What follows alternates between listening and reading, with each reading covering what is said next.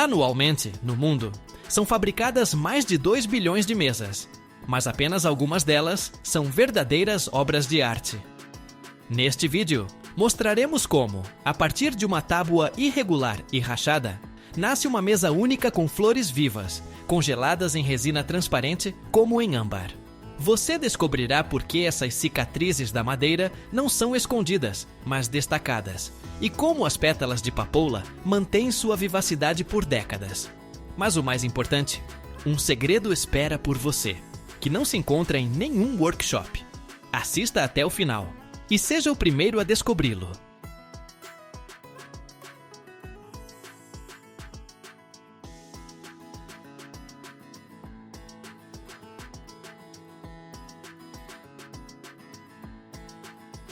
Para tais mesas, os artesãos não procuram tábuas perfeitamente planas, mas sim lajes vivas, grandes cortes de tronco, muitas vezes com curvas naturais, rachaduras, cavidades e nós. As madeiras mais utilizadas são as nobres: nogueira, carvalho, bordo, freixo, acácia ou até mesmo madeiras exóticas. O principal é que a madeira esteja bem seca.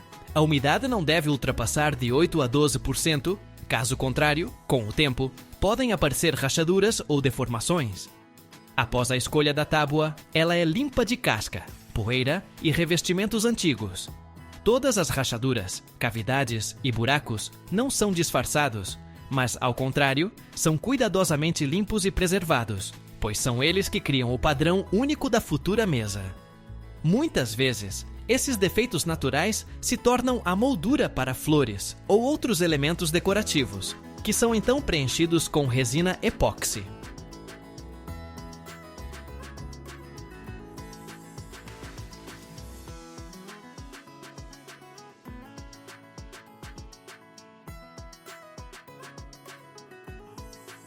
Para que a resina se assente bem e não haja bolhas, a madeira é tratada com selantes especiais ou resina líquida para preenchimentos finos.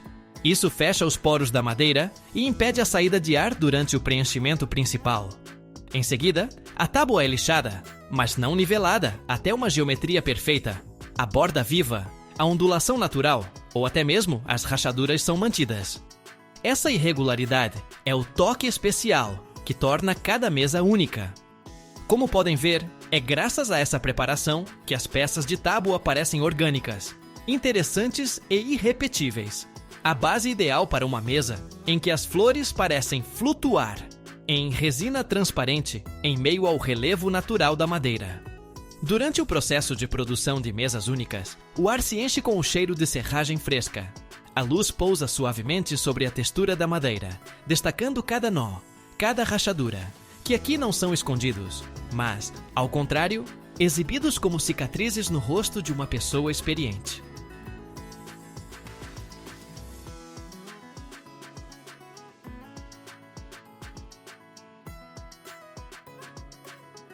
O artesão, um homem com mãos que lembram milhares de movimentos, avalia a tábua em silêncio. Ele pega a lixadeira. Seu zumbido lembra as manhãs em que a cidade ainda dorme, mas a oficina já vive sua própria vida.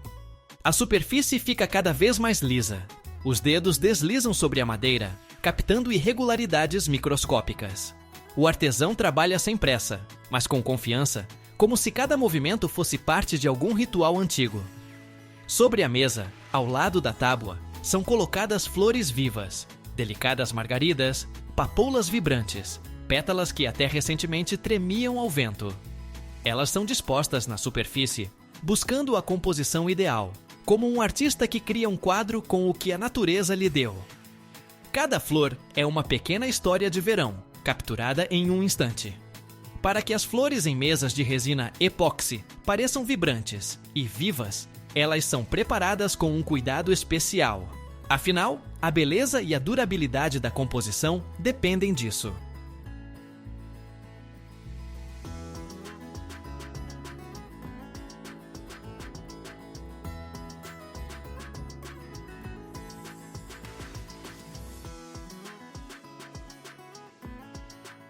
Primeiro, são escolhidos os exemplares ideais: peônias, margaridas, papoulas, lavanda, rosas, ou quaisquer outras que mantenham bem a forma e a cor. É importante que as flores estejam frescas, sem sinais de murcha ou danos, pois até uma pequena mancha ou uma pétala quebrada se tornará visível sob a resina transparente. Em seguida, as flores são cuidadosamente cortadas, deixando o comprimento necessário do caule, ou removendo-o completamente, dependendo do design. O método de secagem mais popular e eficaz é o uso de sílica gel. As flores são dispostas em um recipiente de plástico ou vidro e cobertas com sílica gel, de forma que cada flor fique completamente coberta e não toque nas outras. Se houver muitas flores, elas são dispostas em camadas, cada camada coberta separadamente com sílica gel, para evitar deformação. O recipiente é bem fechado e deixado em um local seco por um período de 5 a 14 dias. O tempo exato depende do tamanho e do tipo das flores.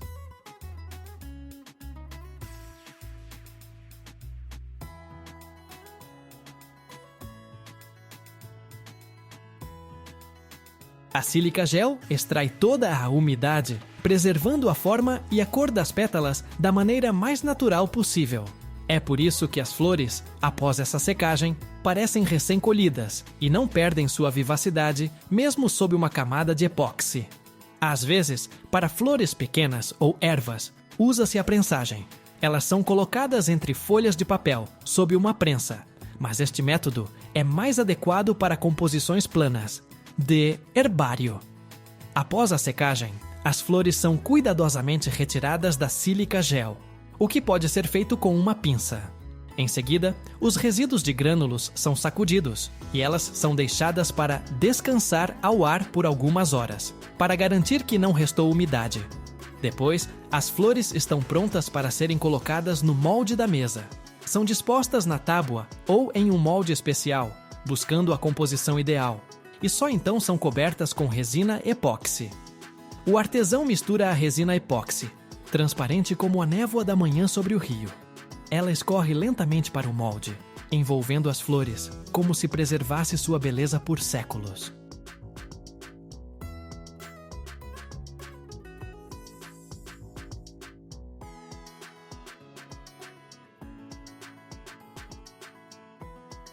O ar se enche com um leve cheiro químico, mas é o cheiro da criação, não da destruição. A resina se espalha em uma camada fina, cobrindo tudo o que está abaixo dela com uma película espelhada.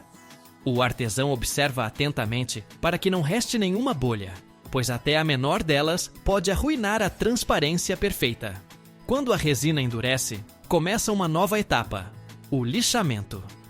A poeira cobre tudo ao redor, mas sob as mãos do artesão, um espelho gradualmente aparece, no qual se refletem a luz das lâmpadas, as sombras das flores e até o brilho de seus olhos. A mesa pronta é uma lembrança do verão, fixada em madeira e resina. É um pedaço da natureza, que você pode colocar em seu quarto, tocar a qualquer momento. É fria e quente ao mesmo tempo, pesada. Cada rachadura, cada flor, está em seu lugar, como se assim tivesse sido planejado pela própria natureza.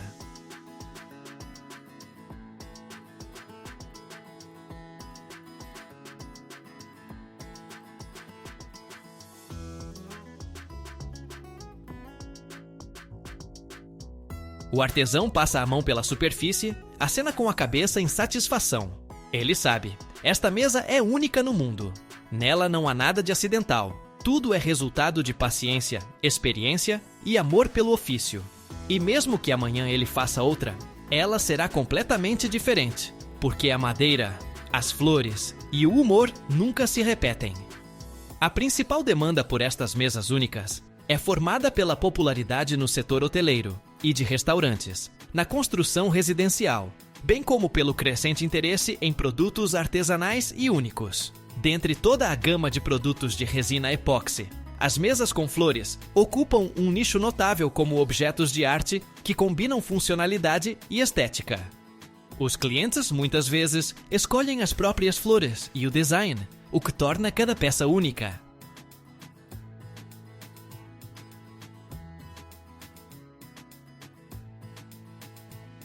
A combinação de diferentes plantas permite criar efeitos multicamadas, imitar uma paisagem ou um buquê. A paleta de cores depende do tipo de planta. Tons de azul e roxo se preservam melhor, enquanto amarelos e vermelhos podem desbotar um pouco. Quanto mais textura, como musgo ou gramíneas, mais interessante o produto fica na espessura da resina.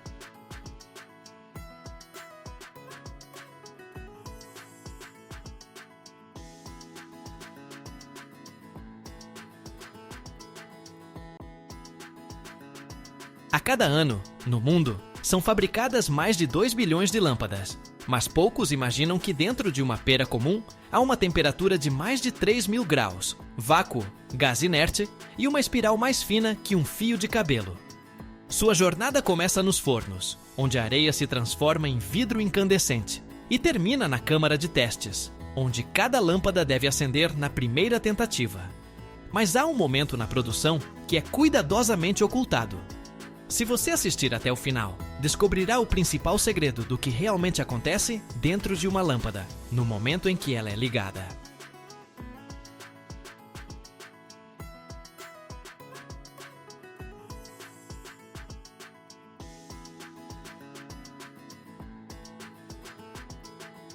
A luz não nasce do nada.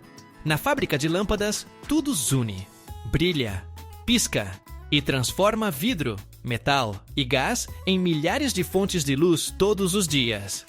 Tudo começa com o bulbo de vidro, claro. Mas de onde vem o bulbo de vidro? Na maioria das grandes fábricas, os bulbos de vidro são feitos no próprio local. É parte da mesma linha de montagem. Tudo começa com areia de quartzo, soda e calcário.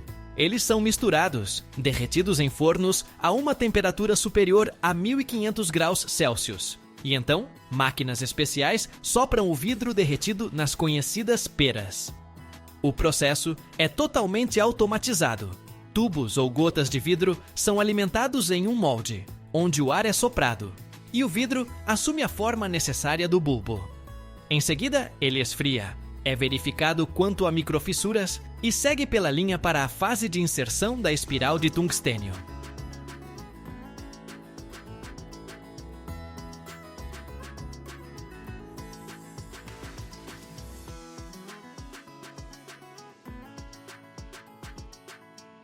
Se a fábrica for pequena ou trabalhar com terceirização, os bulbos são comprados de vidrarias especializadas, que fornecem peças padronizadas em grandes lotes. Mas nas fábricas modernas de produção em massa, o vidro é derretido e moldado por elas mesmas, pois é mais rápido, mais barato e mais preciso. Primeiro, os tubos são aquecidos em seções de forno com queimadores abertos. Um fluxo de ar quente e chama gira em torno do vidro, até que ele comece a brilhar em um laranja vivo, como metal incandescente. A temperatura sobe acima de 1.000 graus. O vidro se torna macio como cobre na bigorna. E aqui entra a automação. Garras rotativas pegam o tubo, cortam o comprimento necessário e uma máquina de sopro, como às vezes é chamada nas fábricas, sopra ar no vidro. A gota de vidro macia e aquecida começa a se expandir dentro do molde de metal, até adquirir a familiar forma de pera da lâmpada.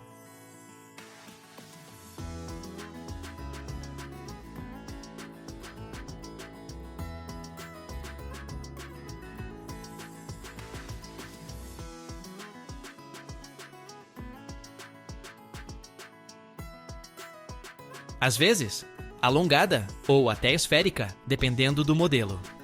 Tudo leva menos de um segundo, mas neste segundo há décadas de tecnologia e cálculos precisos. Espessura da parede, uniformidade do arco, tamanho do soquete, tudo sob controle. Em seguida, o bulbo se move lentamente pela esteira, entrando em uma seção de resfriamento controlado. Lá, sua temperatura diminui gradualmente para a temperatura ambiente, para que o vidro não rache. Isso é chamado de recozimento, uma etapa necessária para aliviar a tensão interna. Em seguida, vem a inspeção visual. Câmeras detectam defeitos e detectores especialmente sensíveis, irregularidades microscópicas. Apenas os bulbos perfeitos chegam à zona de montagem. Assim que o bulbo de vidro esfria e passa na inspeção, ele é pego por outra linha, onde o coração da lâmpada está apenas esperando por seu lugar. É o filamento de tungstênio, um fio finíssimo, enrolado em uma mola apertada. Com ele não se costura uma camisa, mas com ele se pode aquecer o ar.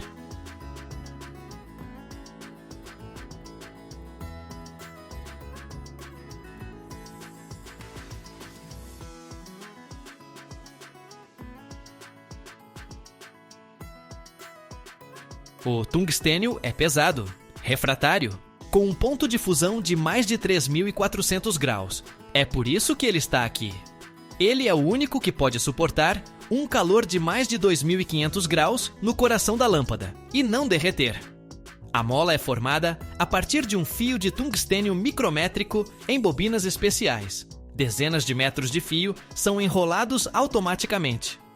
Em seguida, os filamentos de tungstênio são instalados em 2 suportes de níquel, que vão para a base. Esses suportes são soldados aos contatos. São eles que passam a corrente que aquece a espiral.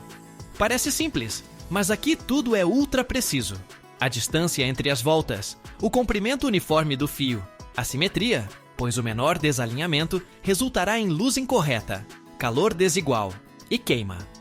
Enquanto a espiral é preparada, o bulbo de vidro é aberto e limpo, com um fluxo especial de nitrogênio seco ou ar pressurizado, pois qualquer partícula de poeira pode se tornar um ponto fraco. A lâmpada é um microsistema fechado, e nele deve haver uma limpeza perfeita.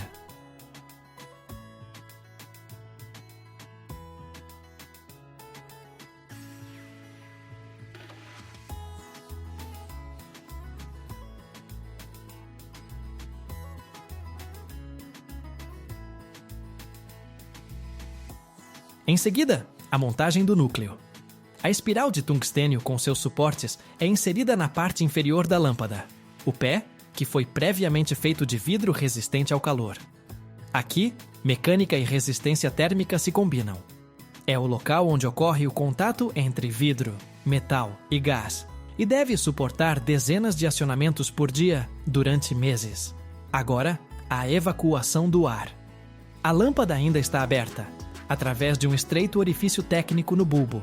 Um tubo é inserido e conectado a uma bomba de vácuo. Tudo o que é supérfluo, oxigênio, umidade, micropoeira, é aspirado do bulbo, e a pressão cai para quase zero. Em seguida, um gás inerte é injetado na lâmpada, geralmente argônio ou uma mistura de argônio com nitrogênio.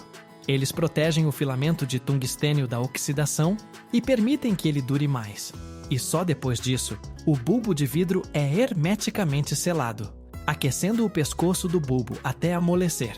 Ele se sela e se une à base, onde o soquete já está instalado.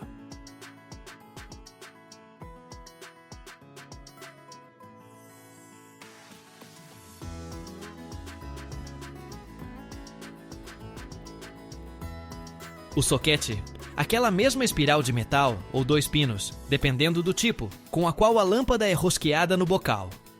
Ele é soldado ou crimpado com um pequeno isolador de vidro, que garante o isolamento elétrico entre os contatos. Nesta fase, a lâmpada está quase pronta. Mas ainda mais importante é o teste de funcionamento. Todas as lâmpadas passam por um teste. Por um instante, uma corrente é passada por elas, a espiral se aquece, e qualquer defeito é detectado imediatamente. Se a lâmpada não acender, uma máquina a descarta em uma caixa de rejeitos. Se ela brilhar uniformemente, sem piscar, ela segue em frente. Em seguida, testes seletivos de impacto e temperatura. As lâmpadas são derrubadas de uma pequena altura, na embalagem, testadas quanto ao superaquecimento, e seu tempo de funcionamento, sob tensão reduzida, é verificado. O tungstênio deve brilhar não com uma luz branca, mas com uma luz amarelo quente, que não ofusca os olhos.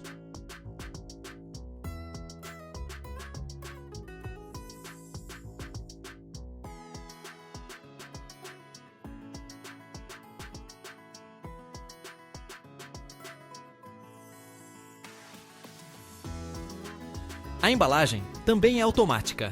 As lâmpadas são classificadas, inseridas em tubos de papelão ou células de plástico, que as protegem de impactos. Tudo isso em minutos. Do tubo de vidro à lâmpada pronta, leva apenas de 3 a 5 minutos. Algumas linhas modernas produzem 6.000 lâmpadas por hora, sem parar 1 minuto.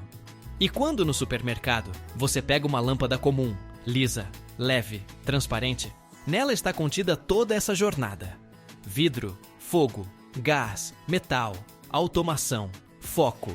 E tudo isso para dar luz a um cômodo.